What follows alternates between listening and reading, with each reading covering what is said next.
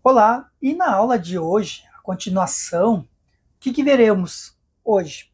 Algumas abordagens do narcisismo, isto é, como alguns autores trouxeram a questão do narcisismo, abordaram o narcisismo. Também veremos na aula de hoje, na continuação, as defesas narcísicas, como é que as defesas acontecem, como é que elas surgem. E por último, finalizaremos a aula com a patologia narcisista, ou o narcisismo patológico. Então, te convido a assistir até o final, que vai ser uma aula enriquecedora. Então, me apresentando, sou o Leandro, estudante de psicanálise, estou no segundo ano de faculdade na Uninter, e a minha ideia é ser psicanalista. Então, e para ser psicanalista tem que seguir o tripé psicanalítico, que é ter o conhecimento, passar por análise, então ser paciente, e também ter um supervisor, uma supervisão na questão dos pacientes que eu estiver tratando, quando eu for psicanalista. Claro que no Brasil, tendo uma graduação qualquer, não precisa ser necessariamente na área da psicologia, e mais uma pós, alguma coisa assim, já é o suficiente para ser psicanalista. Mas aí, como surgiu a graduação, estou fazendo a graduação. Eu já vou sair graduado em psicanálise. Mas ainda em questão de ética psicanalítica, só eu ter a graduação não posso me considerar um psicanalista. Além da graduação, do conhecimento, eu tenho que passar por análise e também ter um supervisor, uma supervisão. Tá? Então, começando ou continuando a aula de hoje, porque na aula passada a gente viu como é que surgiu a construção histórica e a diferença de narcisismo primário e secundário. E agora, vamos ver como é que vieram essas abordagens ao longo dos anos em diversos autores. Então, é isso que a gente vai ver. E começando com Freud, como traz o texto aqui da faculdade, lembrando que é um estudo, então eu estou lendo o texto pela primeira vez, eu só leio antecipadamente os tópicos para poder trazer aqui para o vídeo, mas a ideia é compartilhar conhecimento contigo, né? E quem sabe no futuro também tu não seja um psicanalista, quem sabe, né? Ter essa vontade como eu tenho hoje. Então, o que traz a questão do ponto de vista de Freud? Como visto até então, Freud introduziu o conceito em sua obra em 1914, Introdução ao Narcisismo, e ocupou-se dele em diversos outros momentos ao longo de sua vida, como a gente viu na aula passada. De forma resumida, para não sermos repetitivos, claro, porque o texto como já se trabalhou nos temas anteriores, Freud enxergou o narcisismo como algo normal e necessário, né, e não uma coisa anormal. Ele relacionou o narcisismo com o investimento libidinal que fazemos em nós mesmos durante a infância, né, por isso a questão do narcisismo primário e secundário. Percebeu que, na realidade, durante o desenvolvimento infantil, passamos por um processo complexo onde inicialmente temos o narcisismo primário e posteriormente o secundário, a depender do ambiente externo, do papel desempenhado pelo outro e de como percebemos tudo isso. Podemos ter desdobramentos saudáveis ou não ao final desse percurso. Então aqui foi bem resumido pelo fato de o texto já ter trazido a questão do Freud, que foi ele que não foi o primeiro a falar em questão narcísica, mas foi ele que desenvolveu primeiro a questão narcísica. E aí, continuando, a gente vai ver pelo ponto de vista do Lacan, que também foi um dos, digamos, seguidores, não diria um seguidor de Freud, mas ele acreditava muito nas questões freudianas, porque na verdade o Freud trouxe toda a teoria psicanalítica, só que conforme os outros psicanalistas que foram surgindo, tudo, começaram a levar para um outro caminho, indo mais para o ego e esquecendo do id, do inconsciente, que Freud tinha proposto. Inclusive, até a própria filha Ana Freud, que é a questão do ego, investiu muito na questão do ego, levou para os Estados Unidos, e lá se envolveu muito a questão do ego, né? E uh, aí acabou meio que esquecendo um pouco a questão freudiana e inconsciente. E aí Lacan, quando veio com a questão psicanalítica, ele trouxe de volta Freud. Então, por isso que fala no retorno ao Freud. Só que, ao mesmo tempo, claro, desenvolvendo a questão teórica do Lacan. Né? Para muitos que sabem aí, já tentaram ler os artigos dele, que na verdade, na maioria, não foi ele que escreveu, enfim, ele só falava, e aí foram gravando e depois transcreveram. Mas vamos aqui no texto. Lacan reinterpretou e expandiu diversos conceitos freudianos, e isso não foi diferente com o narcisismo. Lembrando que ele trouxe o retorno a Freud. Uma vez que é possível verificar que em vários de seus seminários, claro, porque não escrevia praticamente, bem como em alguns textos de seus escritos, tal tema é trabalhado seja direta ou indiretamente. A título de exemplo, tendo em vista que não é o objetivo dessa etapa aprofundar na teoria lacaniana, então aqui o texto da faculdade já traz bem isso, no estádio do espelho como formador da função do eu, que isso é muito trabalhado por Lacan, a questão do estádio do espelho, que é a formação do eu, Lacan descreve como a criança se reconhece no espelho e forma uma imagem idealizada de si mesmo, o que é um processo fundamental para o desenvolvimento do narcisismo. Já no texto A Instância da Letra no Inconsciente, Lacan discute como a linguagem e a simbolização afetam o desenvolvimento do narcisismo e do ego. Ambos os textos e diversos outros integram esses escritos, que foi publicado originalmente em 1966.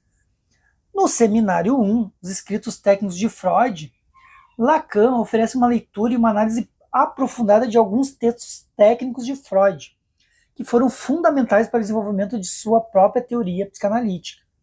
Então, o narcisismo é trabalhado de várias formas, seja por uma abordagem direta ou seja de maneira transversal. Então, isso que está trazendo a questão do Lacan. Lacan, ao trabalhar a relação entre a formação do eu e a do objeto, irá destacar como o narcisismo surge a partir dessa correlação. Ao destacar a importância do narcisismo primário, ele também discutirá o desenvolvimento do eu.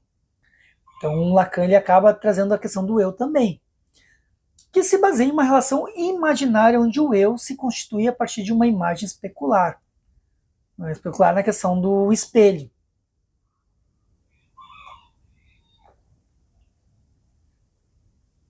E aí, continuando aqui, ó. Já no Seminário 2, o eu, na teoria de Freud e na técnica da psicanálise, também trabalha o narcisismo como um elemento estruturante nas relações do homem com o mundo exterior.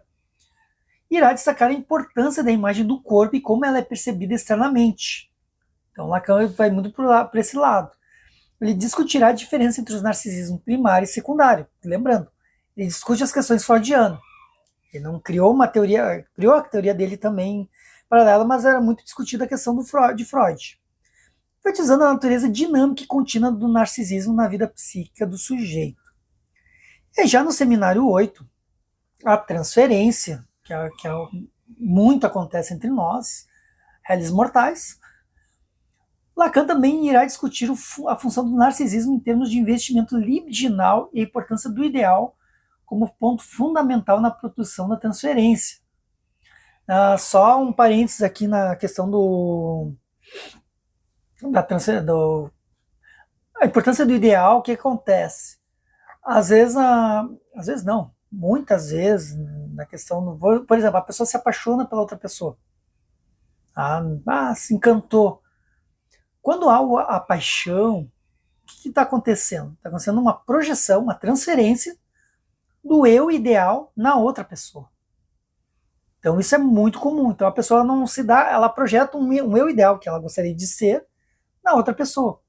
Só que daí depois com o tempo vai descobrindo que não. Vai baixando a questão química, enfim, vai descobrindo que o eu ideal não existe. E aí vem a decepção. Mas aí onde vem por isso todo mundo fala que o amor é uma escolha. E daí depois que tu descobre que a pessoa não mantém o teu eu idealizado, o ideal que tu imaginou que a pessoa seria não é ideal, porque quem projetou foi tu mesmo. A pessoa em nenhum momento diz assim, tu tem que ficar comigo porque eu sou ideal para ti.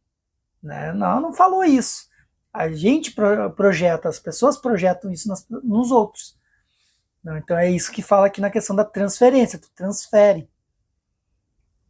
Já no Seminário 11, os 4 conceitos fundamentais da psicanálise, Lacan irá utilizar o conceito de narcisismo para aprofundar a compreensão da estrutura psíquica e das relações intersubjetivas, ao estabelecer diversas conexões entre suas elaborações teóricas e a teoria freudiana.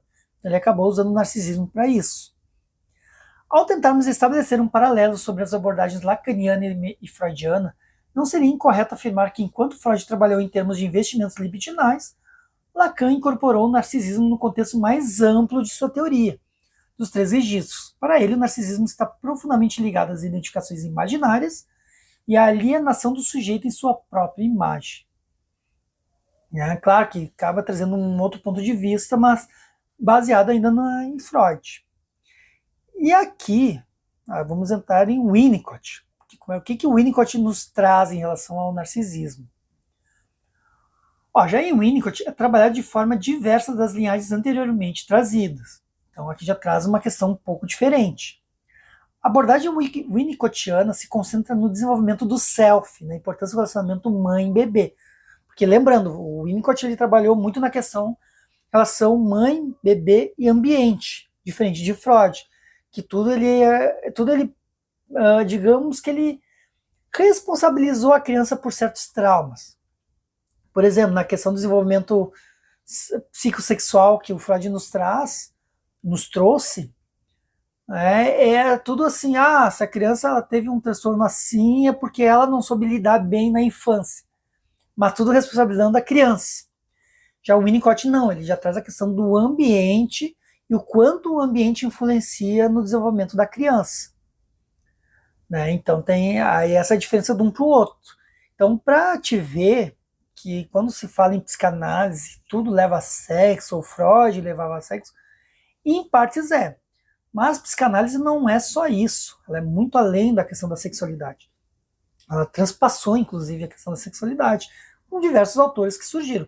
Da mesma forma como outro tipo de terapia sempre vai tendo o desenvolvimento sempre vai acontecendo, vai vindo outros autores, com outras abordagens, ou com abordagens novas, ou as mesmas de uma forma renovada. Isso é o normal de qualquer evolução, e na psicanálise não seria diferente. Bom, vamos ver o que traz aqui a questão winnicottiana, que aí já fala na importância da relação mãe-bebê. E na capacidade de ser criativo e autêntico, entre outros fatores. Essa linhagem valoriza sobremaneira a importância do ambiente facilitador e da resposta da mãe suficientemente boa, que é o que o Winnicott fala. Que antes ele falava da questão da mãe boa, mãe má, enfim. Ou aí o que deu a impressão? Então a mãe tem que ser perfeita. E não tem como a mãe ser perfeita. Imagina, é um ser humano também, que vai ter suas falhas. Então, aí depois com o tempo ele refez a questão e botou suficientemente de boa, tipo, a mãe não é perfeita, mas ela faz o suficiente para a criança desenvolver saudavelmente o seu psíquico. Então essa é a ideia.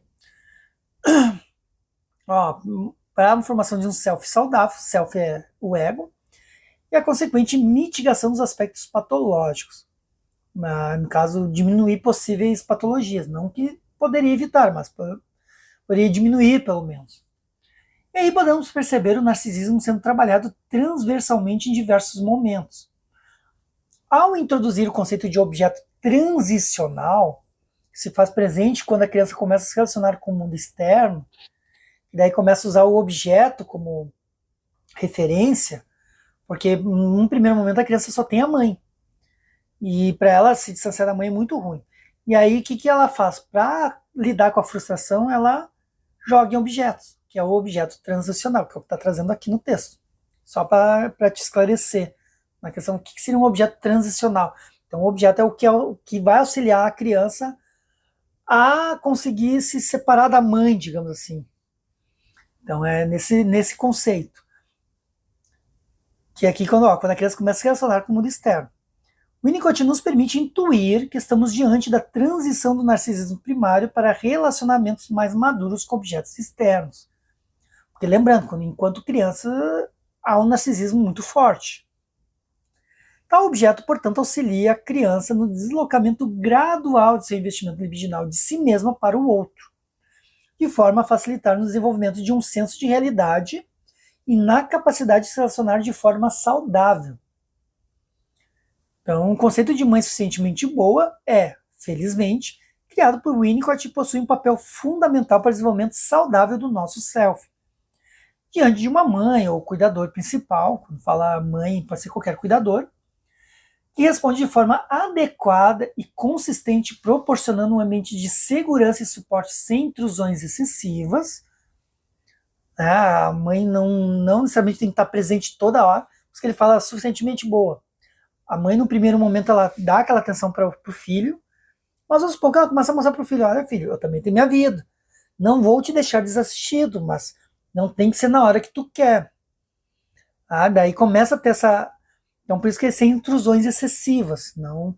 Porque também tem dois lados. Tem o abandono, que também é péssimo, que a criança não tem a segurança, não tem a segurança da mãe.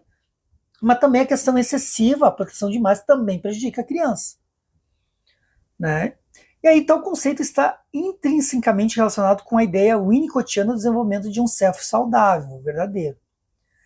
E aqui no texto está trazendo vários conceitos de Winnicott, claro, né?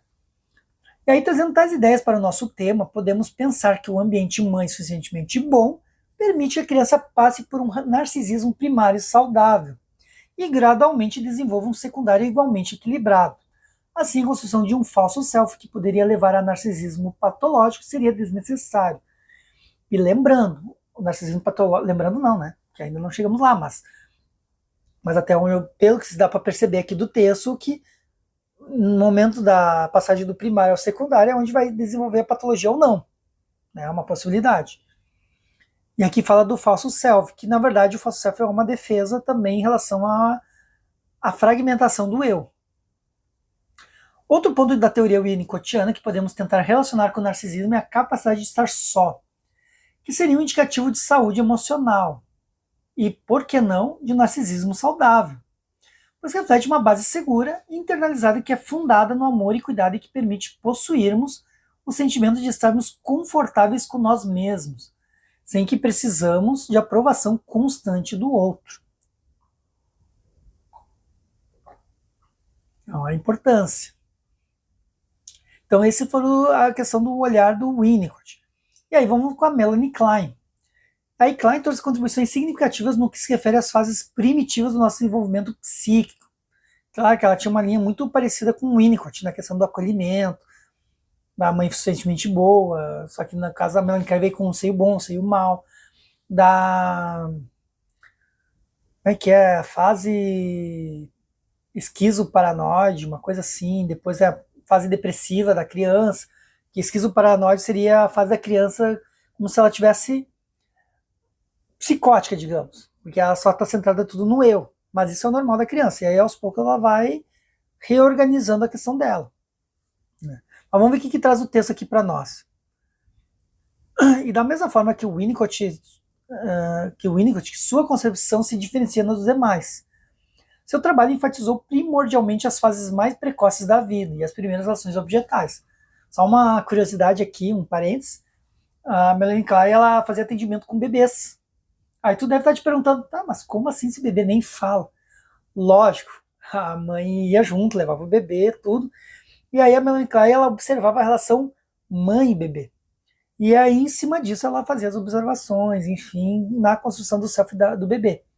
Às vezes o bebê tinha um temperamento, às vezes a mãe não sabia lidar, enfim. Então ela tinha muito isso na clínica. Por isso que a clínica ela sobrepõe a teoria. No que tange o narcisismo, ela acredita que ele está intrinsecamente relacionado ao sentimento de onipotência desenvolvido pela criança. E não foge muito dos dois autores, pelo que eu vejo.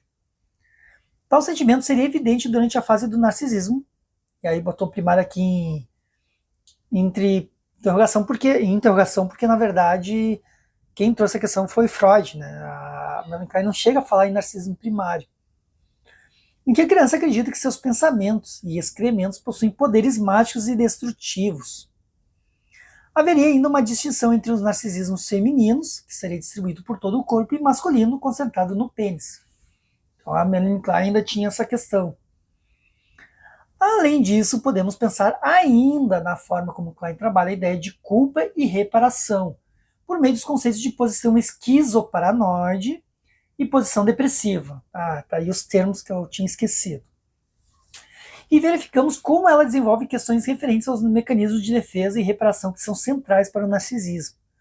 E lembrando que o narcisismo é uma defesa, também quando se não tem a construção dele saudável. Uma vez na posição esquizoparanoide, está falando da fase bebê, a criança lida com a ansiedade persecutória, onde partes boas e más do objeto são mantidas separadas. Que às vezes, quando está sentindo fome e não tem os seios nela, ela acredita que o seio é mau. Que o seio não está atendendo. Mas depois vem o seio e acolhe a criança e satisfaz a criança. Aí é o seio bom. Então, para a criança, existe um seio mau e um seio bom. E aí, quando ela descobre que o seio é o mesmo, que é da mesma mãe, aí vem a posição depressiva, que ela se decepciona e entende que é a mesma pessoa, mas ela é obrigada a amar porque para ela continuar sendo atendida. Né? Então é isso. O narcisismo aqui é marcado por uma forte defensividade, onde o ego ainda frágil se protege, projetando as partes ruins para fora e idealizando as boas. Já na posição depressiva, que daí é onde a criança começa a questão do separar mãe e bebê, a criança começa a integrar os aspectos bons e maus do objeto, reconhecendo-os como pertencentes a uma mesma figura. Ciente da sua própria capacidade de causar dano, tenta reparar o objeto e simultaneamente lida com medo de ter causado dano irreparável, que é o sentimento de culpa, por isso a posição depressiva. Nesse contexto, o narcisismo é uma defesa contra a culpa e o desespero, manifestando-se na fantasia de ser necessário e amado pelo objeto que agora se busca reparar. Olha que loucura isso. E aí podemos entender, portanto, que na posição esquizoparanoide, o narcisismo aparece como defesa onipotente, evitando o reconhecimento da nossa dependência e vulnerabilidade. Então, na verdade, o que a criança faz? Ela fantasia. Ela é um ser único que tem todas as suas vontades atendidas. Então, ela cria uma fantasia, que nada mais é o que um psicótico ele faz, esquizofrênico. Ele cria uma fantasia para se colocar como onipotente. Essa é a questão. Na posição depressiva, por sua vez, temos o narcisismo mais elaborado, onde tentamos lidar com a dependência ou perda por meio da reparação e internalização do objeto bom e amado. As fantasias e impulsos sádicos, assim como a angústia persecutória, diminuem de intensidade. A criança então introjeta o objeto total, tornando-se simultaneamente capaz, em certa medida, de sintetizar os vários aspectos objetais e suas respectivas emoções de acordo com Klein. Então tem essa questão.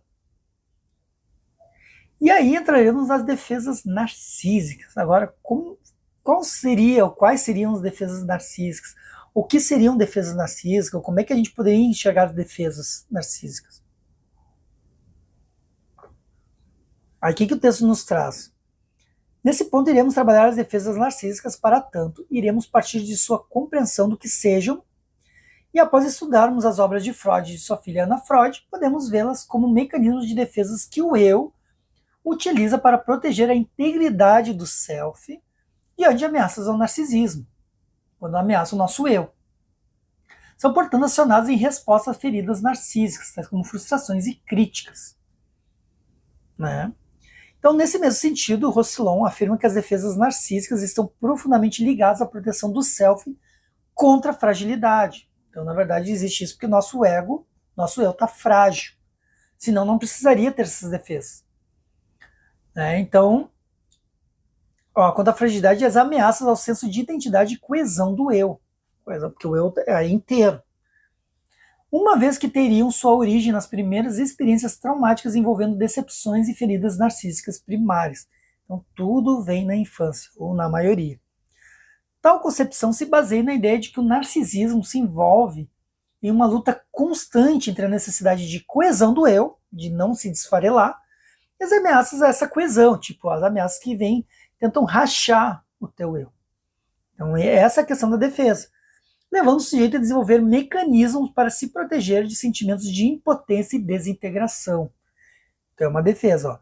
E algumas defesas narcísicas que podemos enumerar são o recalque, a idealização, a desvalorização, a identificação projetiva, a negação, o deslocamento, a racionalização e a sublimação. Vamos ver o que cada um significa. O que nos traz aqui? Recalque, que é uma defesa narcísica. Trata-se de mecanismo de defesa do ego que opera para afastar da consciência. O recalque é aquela coisa que joga para o inconsciente. Impulsos, desejos ou memórias que são considerados inaceitáveis ou ameaçadores para o equilíbrio psíquico do indivíduo, que a pessoa acha muito errado, acha muito feio. Por exemplo, sei lá, vamos supor, uma mulher casada, por exemplo, começa a ter desejos sexuais pelo vizinho. Só que ela acha muito errado, porque dentro dos valores construídos, tudo, imagina ela pensar em tais coisas. Então ela recalca, ela joga para o inconsciente. né? Mas ela sentiu um desejo. Então, essa questão do recalque. Então, ó, para o equilíbrio psíquico, imagina o eu dela passar ou imaginar que ela possa querer trair o marido, por exemplo. Né? Então, envolve a repressão de conteúdos psíquicos que não podem ser integrados à consciência, sem causar angústia, resultando na sua manutenção no inconsciente. Ó, joga para o inconsciente. É frequentemente acompanhado por outros mecanismos que irão auxiliar no controle, modificação dos impulsos recalcados, para que eles possam ser expressos de maneiras mais aceitáveis para o indivíduo e para a sociedade. Claro que daí, às vezes, tu tem que realizar esse desejo. E aí, às vezes, vem em forma de sintomas. Às vezes, até uma ansiedade, por exemplo. É uma manifestação de um recalque, de algo que tu recalcou. Então, tem isso. Idealização. De acordo com Ana Freud, esse mecanismo está relacionado à forma como o ego tenta proteger a autoimagem do indivíduo. Então, ele idealiza, elevando ou superestimando certas características de si mesmo ou de objetos externos, de maneira que eles se tornem menos ameaçadores e mais aceitáveis. Serve, portanto, para manter a coesão do ego ou lidar com frustrações e ansiedades que poderiam desestabilizar o equilíbrio psíquico. Então, o que o texto está nos trazendo aqui? Né, que, no caso, acaba elevando, superestimando certas características de si mesmo. Às vezes, né, não é tudo aquilo, mas para te proteger, porque tu sabe que tu é frágil, que tu tem seus defeitos, por exemplo, então tu idealiza coisas muito acima do que deveria, para proteger o eu. Ou até, que nem aqui falou, de objetos externos, né, que dê um equilíbrio. Aí vem a desvalorização. Ó. Tal mecanismo ocorre quando o indivíduo, para preservar uma autoimagem idealizada, minimiza ou desmerece características, realizações ou qualidades de outra pessoa, ou até mesmo de si próprio, quando esses elementos ameaçam seu senso de superioridade ou autoestima. Então, de acordo com Roussillon, esse mecanismo também pode ser observado em situações em que o narcisismo do indivíduo está ameaçado por comparações desfavoráveis. Ao desvalorizar aqueles que lhes causam inveja ou que representam uma ameaça ao seu status, o indivíduo mantém a ilusão de superioridade e protege o ego de possíveis feridas narcísicas. Claro que aqui o texto está trazendo defesas. E muitos de nós temos essas manifestações de defesa ao nosso eu. Isso é normal acontecer. Que de certa forma é por quê? Porque a gente tem um ego frágil. Em alguns aspectos a gente pode ter ou tem um ego frágil. Então acaba vindo essas manifestações de defesa ao eu. Não é nesse sentido. Identificação projetiva. Vamos ver, primeiro foi valorização, idealização, desvalorização, agora identificação projetiva. Ana Freud descreve esse mecanismo como, combinado com a introjeção, pode resultar em uma forma de defesa onde o ego lida com impulsos ameaçadores, projetando-os no outro e simultaneamente identificando-se com esse outro. Essa dinâmica pode ser observada, por exemplo, na identificação com o agressor. O indivíduo, ao projetar seus impulsos agressivos, também incorpora aspectos do agressor para lidar com o medo e angústias que essas pulsões provocam. Então, na verdade, tu joga para o outro, tu acaba trazendo questões do outro para si. Né? Isso que é a identificação projetiva. Negação. Esse mecanismo atua para proteger o indivíduo de enfrentar realidades dolorosas, mas, ao mesmo tempo, pode comprometer a capacidade de lidar de forma adaptativa com a realidade externa, especialmente quando o ego depende excessivamente dessa defesa. Então, Ana Freud explica que, durante a infância, a negação é uma forma comum de defesa, onde a criança pode criar fantasias para inverter situações reais desagradáveis. No entanto, à medida que o ego amadurece, esse mecanismo pode se tornar menos eficaz. Então, que é a negação.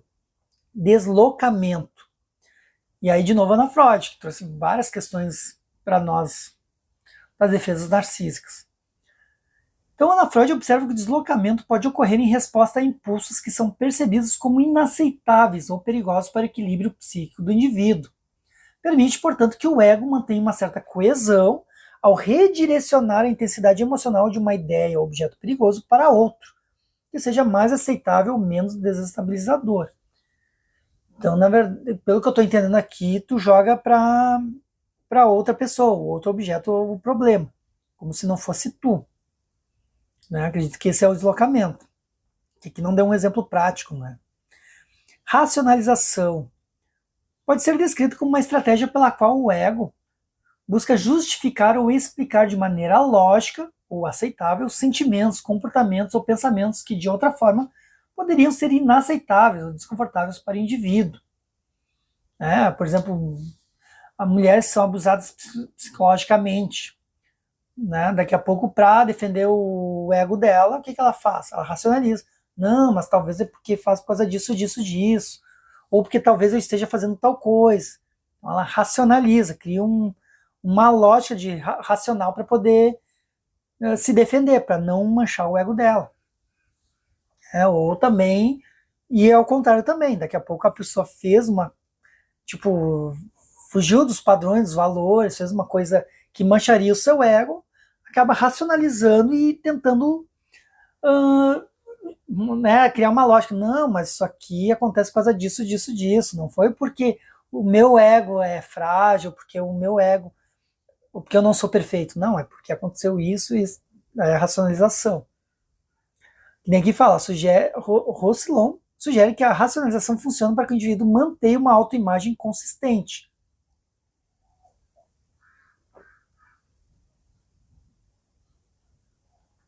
E aí, finalizando as defesas narcísicas, a sublimação. De forma praticamente oposta aos demais mecanismos que buscam suprimir ou distorcer impulsos inaceitáveis, que sempre é para defender o ego, na sublimação temos a canalização dos mesmos para atividades aceitáveis e valorizadas socialmente. Ana Freud descreve a sublimação como uma forma de defesa do ego, que, embora ainda ligada à transformação dos impulsos, permite uma adaptação mais harmoniosa entre o indivíduo e as demandas sociais. Por exemplo, o ato de ser professor, de dar aula, de atender a demanda das pessoas é uma forma de sublimação, por exemplo. Ao invés de tu, talvez, lidar com questões psíquicas ou questões narcísicas, ou do eu fragilizado, ou uma defesa, tu externa para o mundo. Também tem essa questão. Isso é um exemplo. Ou também os cantores que sublimam, que acabam cantando para deixar todo mundo satisfeito, todo mundo feliz, cantando, enfim. Então essa é a sublimação, quando tu atende as outras pessoas. Aliás, tu dá tudo de si para atender outras pessoas. Mas na verdade tu tá olhando para si igual. E aí, para finalizarmos a aula, como prometido, aí entraremos no narcisismo patológico. E agora? Que momento se torna patológico? Aí Freud, por meio de sua obra, nos mostrou que não podemos enxergar o narcisismo por meio apenas de uma lente negativa. Que Freud ele defendia, né? Ele não está mais vivo, que todos nós temos um pouco de narcisismo. Isso faz parte do nosso eu, do amor próprio.